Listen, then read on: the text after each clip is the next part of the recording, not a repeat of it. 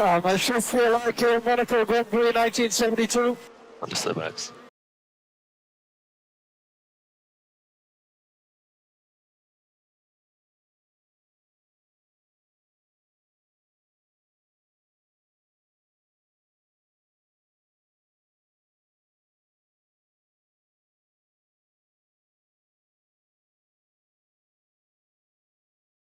There are talks about changing Monaco. Should Monaco stay or should it go? We're going to listen to a podcast, a debate that is going on in Formula One world.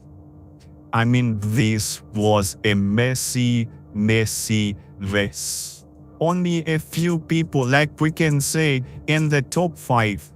The only person that did something or moved forward is Lewis Hamilton. But again, with Lewis, he didn't play the game well. I did say at one point that Lewis is kind of not hungry. And when he knows that he's not going to move forward or challenge anyone, he will just relax. He knew that the cars behind, they cannot overtake him. So what has he do? He doesn't fight to get to the pack, that is, or rather, to get to the leading pack. He relaxed. He was just about 5-7 seconds behind Max. He could have continued pushing, and Max wasn't going to play that game that he did. You see that? So, Lewis Hamilton needs to come and try to change the way he thinks. You can never relax. There are chances in every race. He should have pushed and gone and started racing behind the leading pack. He could have done that. But look at what happened. So, I don't know what we can say concerning Lewis. He must change his way of thinking. Now, let's take a look, or rather listen to this podcast, and tell us what you think in the comments.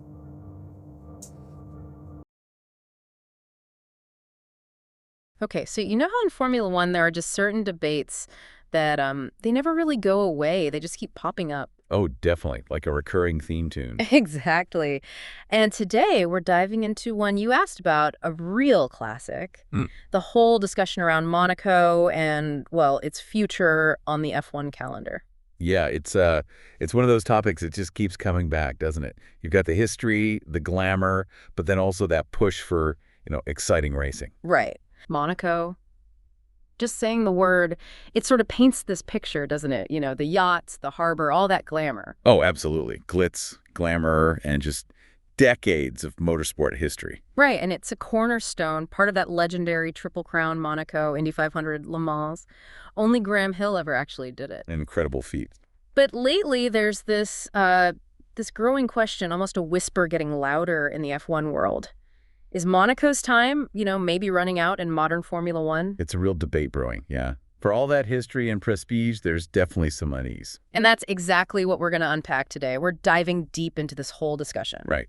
Our mission, really, is to look at both sides. The arguments for keeping Monaco on the calendar and these, well, increasingly loud concerns about whether it really fits with today's F1 cars and racing. Yeah, we've dug into quite a bit of material. Articles from places like BBC Sport, The New York Times, Racing News 365, ESPN, Planet F1. The official F1 site, too. Plus, community chats on Quora and what people are saying right now on X as of today, May 25th, 2025. Okay, so let's get straight into it. The elephant in the room really is the racing itself. The lack of overtaking. Precisely. That's the core issue. Overtaking is just exceptionally difficult there. I mean, that always has been, but... But it feels more pronounced now. Exactly. That narrow layout, those tight corners. Yeah. It just doesn't lend itself to passing. And you just have to look at last year, 2024, the top 10 finishers, same order they started in. Yeah, that was something. I mean, after that initial lap, maybe some pit stop shuffling. Yeah. But basically, not much changed at the front. And you see the criticism, like BBC Sport mentioned, people just calling the races, well, Oh, right. yeah, pretty much. Processional is the word you hear a lot. And a big part of that challenge is how the cars themselves have changed. Yeah. Modern F1 cars are beasts. They're bigger, heavier, faster. Which is amazing on tracks like Silverstone or Spa, but in Monaco. It's like trying to thread a much bigger needle through the same tiny eye. These cars just struggle on such a confined circuit. The New York Times mentions speeds hitting, up to 180 miles per hour? In those streets, Yes. It's incredible driving skill, no doubt. Absolutely.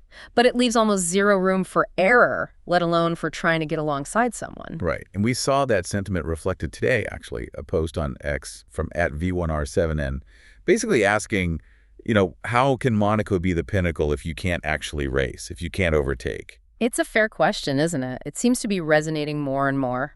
So F1 obviously knows this is a discussion point. They see the races. Yeah, they can't really ignore it. So for 2025, they've brought in this new rule, a mandatory 2 pit stop minimum. What's the thinking there? Trying to spice things up. Yeah, the idea, according to Racing News 365, is exactly that. Inject some strategic uncertainty, force teams into making at least 2 stops, hoping that different tire strategies or stop timings might, shuffle the order. Because the 2024 race, especially after that early red flag. Right. That essentially gave everyone a free pit stop and killed off a lot of the strategy potential right there. So this is clearly a reaction to try and prevent that kind of static race. Okay, so introduce force strategy variation. But the big question remains, will it actually make a difference to the on-track action? There's quite a bit of skepticism. Oh, definitely. Because the fundamental issue is still the track itself. ESPN highlighted this, and we saw that X post from @living_S9582291 just a few days back calling the race a joke.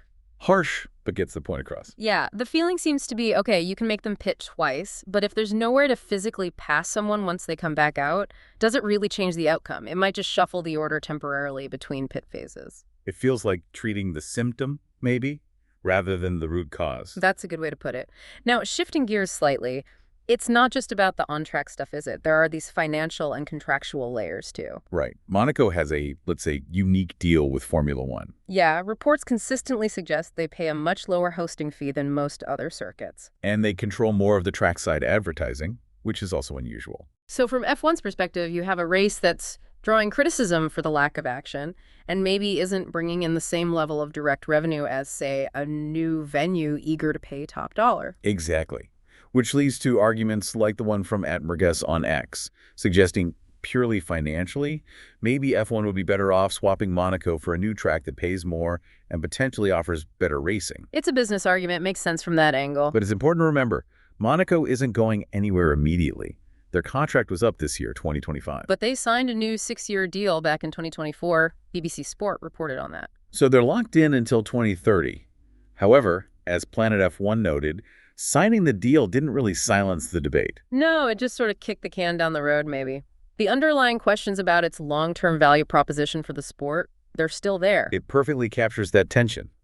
History versus modern entertainment demands. And you see the split really clearly in the F1 community, especially online. On X, it's quite polarized. Very much so. You've got critics like @thisFormula1A1 talking about a doomsday scenario if things don't get more exciting. They really feel the lack of overtaking just overshadows everything else. Their focus is purely on the sporting spectacle. Then you have the defenders. @racefans.net made a good point, observing that this 2-stop rule is F1 reacting to last year's processional race. It shows they are trying something. Acknowledging the problem, at least. And others, like @Nats04, really lean into the history, the tradition, the Triple Crown status. For them, losing Monaco would be like, losing a piece of F1's soul. That heritage argument is powerful. You can't deny it. It's more than just another race. It's an event. Definitely. And there's another layer, too, the local driver aspect. Ah, yes. Charles Leclerc, Charles Leclerc, pointed out how significant it is having a Monegasque driver, especially one capable of winning, like Leclerc did last year. That 2024 win was huge. The emotion, the story, the official F1 site coverage really captured that. It adds a whole different dimension. It absolutely does. Adds narrative, local passion. But is that enough? While having a competitive local hero is fantastic, it's kind of a temporary boost, isn't it? It doesn't fundamentally change the racing dynamics for everyone else. True, it's a great storyline when it happens, but it doesn't solve the core overtaking problem year after year. And we should mention qualifying. Qualifying at Monaco is arguably the most intense, most important session of the whole year because overtaking is so hard. Absolutely crucial. Saturday is almost like the main event in some ways. But that amazing Saturday tension doesn't always carry over into an exciting Sunday race. Which brings us to comparisons. How does Monaco stack up against other street circuits F1 visits? Good point. We have Baku, Singapore, Melbourne uses public roads. And often, those races, while still challenging, seem to offer more chances for passes, more strategic battles playing out on track. Why is that? Well, looking at some Cora discussions, it seems to boil down to circuit design specifics. Monaco is just uniquely slow, on average, and lacks any real long straights. Right. Other street tracks, like Baku with its massive straight, or even Singapore with slightly wider sections, might have defined overtaking zones, however difficult. Monaco just doesn't really have those. It's relentless corners, barrier proximity, very few places where you can realistically attempt to move. So the track's specific characteristics really compound the issue compared to other urban venues. So, okay, let's try and pull this all together. We've got this fundamental clash, right? History, glamour, tradition on one side. And the modern need for exciting wheel-to-wheel racing with actual overtaking on the other. And Monaco seems to be struggling to deliver consistently on that second part. Yeah, the narrow track, the massive modern cars, it's a tough combination. This new two-stop rule for 2025 is an attempt to address it, but the jury's very much out on how effective it'll really be. And hanging over it all are those unique financial deals and this clear split in the F1 community, people wanting to protect the heritage versus those frustrated by, predictable races. It really feels like a crossroads. You totally get why people are passionate on both sides.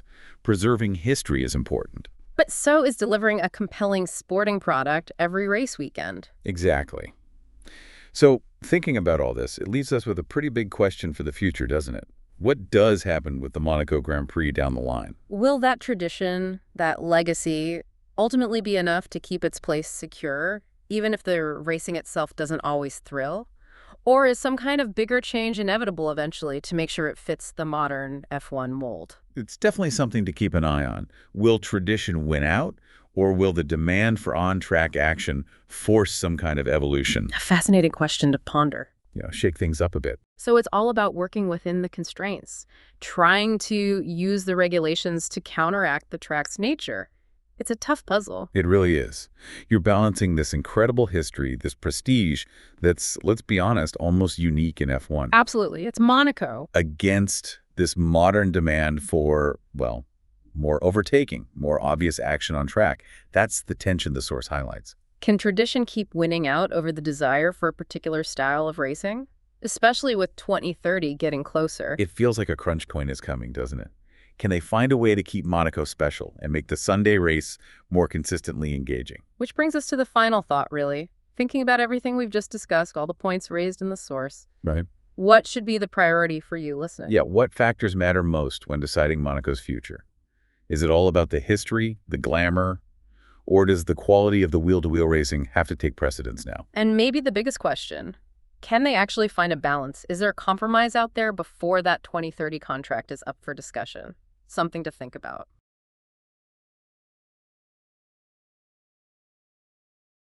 F1 world. What really is the way forward? I may want Monaco out. Well then, what do you think could be done about Monaco? As an F1 fan, if FIA put up a vote to see what fans think, which side do you take? Scrap Monaco or keep watching processions? Surely something or a solution needs to be found before 2030 when the contract would be up for renewal. Thank you for watching. Please subscribe to KellyE Showcase TV.